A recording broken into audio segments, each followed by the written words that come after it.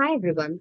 In this video, we are going to see about the implementation of MLP for a non-linearly separable data.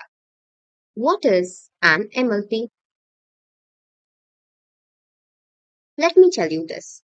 The multilayer perceptron MLP is a type of artificial neural network composed of multiple layers of the nodes or neurons arranged in a feed-forward manner. Each neuron in the MLP is connected to the every neuron in the subsequent layer, forming a dense network of interconnected nodes. Okay, now let us see the implementation of the code. Here we have four steps. First, we need to initialize the input patterns for the XOR gate. The second thing, we need to initialize the desired output for the XOR gate.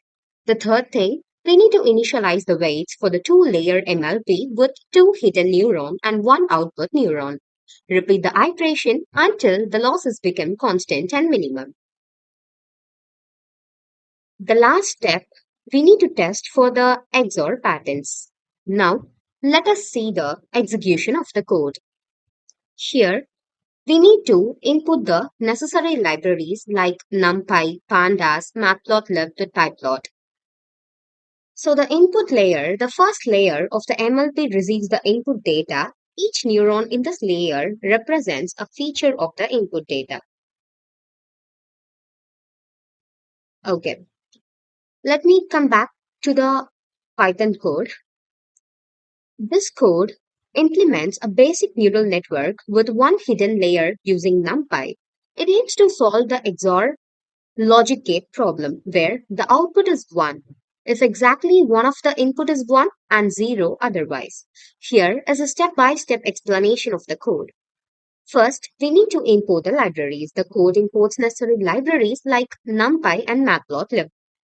Define input and output.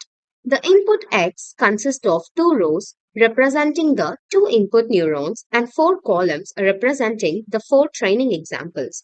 The output Y is a row vector representing the expected output for the each input example. Next, we need to initialize the parameters. Initialize the number of input neurons NX, hidden neurons NH, and the output neurons NY. Also, initialize the learning rate LR and the random weight matrices W1 and W2 for the hidden and output layers respectively. Define a sigmoid function, which maps any real value to a value between 0 and 1. The next thing, forward propagation. Implement the forward propagation process where the input is multiplied by the weight matrix W1 passed through the sigmoid activation function to get the hidden layer activations A1, then multiplied by the weight matrix W2 and passed through the sigmoid function again to get the output A2. Next, we need to do the backward propagation. Implement the backward propagation process to update the weights. Calculate the error in the output layer, the gradient of the weights in the output layer, the error in the hidden layer, and the gradients of the weights in the hidden layer. Next, the training loop. Perform a specified number of iterations, that is, the epochs. In each iteration, compute the loss using the cross-entropy loss function. Append the loss to the losses list, update the weights using the gradients calculated in the backpropagation step. Next, plot the loss curve. Plot the loss curve to visualize how the loss decreases over the epochs, indicating that the model is learning. The next, we need to predict the function. Define a function predict to make predictions using the trained weights. The function takes input, performs forward propagation, and prints the predicted output based on a threshold of 0.5.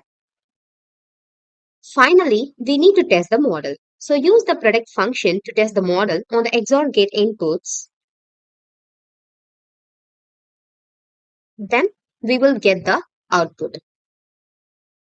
At last, the code aims to train a neural network to correctly predict the output of the XOR gate based on the provided inputs. However, there are some issues in the prediction function where test is used instead of input, and the thresholding for the prediction should be applied to the A2 instead of the test. So additionally, there are some typos in the predict function arguments. Okay. The MLP has various type of applications. Let me explain some of those. The pattern recognition. MLPs can be used for pattern recognition tasks such as image classification, speech recognition, and natural language processing. The next one is regression analysis. MLPs can also be used for regression tasks such as predicting housing prices, stock prices, or any continuous values prediction problem. Anomaly detection. MLPs can detect the anomalies in data by learning normal patterns and flagging deviations from them. Recommendation systems. MLP are used in recommendation systems to predict the user preferences based on the historical data. Financial forecasting. MLPs can be employed to predict the financial trends, stock market movements, and risk assessment. At last, in healthcare, MLPs can assist in medical diagnosis, predicting diseases outcomes, and analyzing the medical images. Thank you, and that's it for today.